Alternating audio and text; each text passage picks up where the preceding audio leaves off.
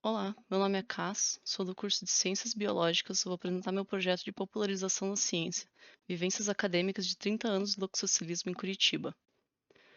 Fazem mais de 30 anos que a infestação de aranhas marrons se instaurou em Curitiba, ou seja, uma geração inteira nasceu e cresceu em uma situação de risco. Isso gerou um medo que transpôs as aranhas marrom e se transformou em um medo de todas as aranhas. Esse medo excessivo pode comprometer aspectos biossociais, bem-estar animal e conservação ambiental. Uma solução desse problema é a popularização da ciência, que facilita a disseminação de conhecimento científico de forma clara e engajante para públicos diversos. O objetivo principal é criar uma ferramenta de popularização da ciência, com o tema das pesquisas com aranha-marrom feitas durante os últimos 30 anos.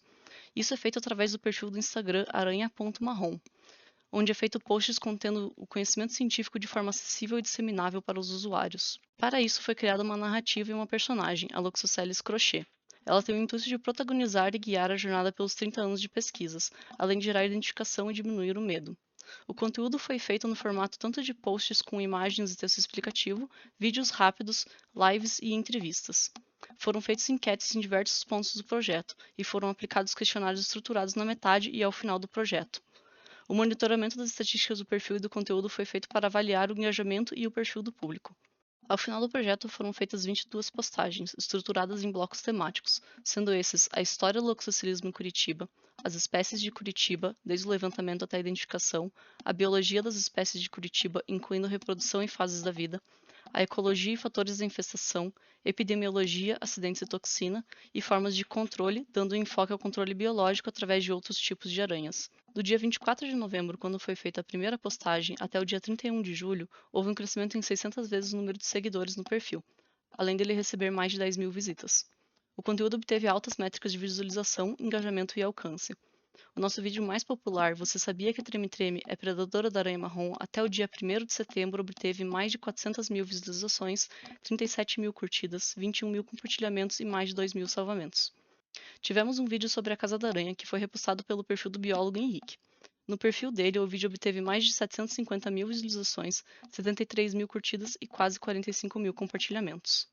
Aqui temos exemplos de comentários do nosso vídeo mais popular, incluindo demonstração de afeto por predadores naturais da aranha marrom, incluindo a treme-treme, elogios ao conteúdo, ressaltando a importância do compartilhamento do conhecimento, pessoas demonstrando medo de aranhas, mas tendo o entendimento delas como necessárias para o controle biológico das aranhas marrom. Com as enquetes, podemos ver a mudança de comportamento entre os usuários, onde antes de iniciar as postagens, muitos dos respondentes afirmavam matar as aranhas que encontravam em casa, e ao final do projeto a maioria não faz nada contra a aranha ou a admira. Quanto ao público, tivemos mais engajamento de pessoas de 25 a 44 anos, com pouco engajamento de pessoas acima de 55 anos. Ainda temos uma maioria de seguidores sendo de Curitiba, mas nosso alcance se expandiu para a região do sudeste do país. Pelos questionários, vimos que na metade do projeto ainda existia muitos seguidores vindo do curso de Biologia da PUC, mas ao final houve uma maioria de pessoas que conheceram o perfil por recomendação do Instagram ou navegando, e a maioria dos respondentes também avaliaram a personagem Crochê positivamente. Considerando o aumento significativo das métricas do perfil, houve uma grande aceitação do público. Houve uma diminuição do medo e aversão quanto a aranhas e um aumento do respeito e até afeto por elas.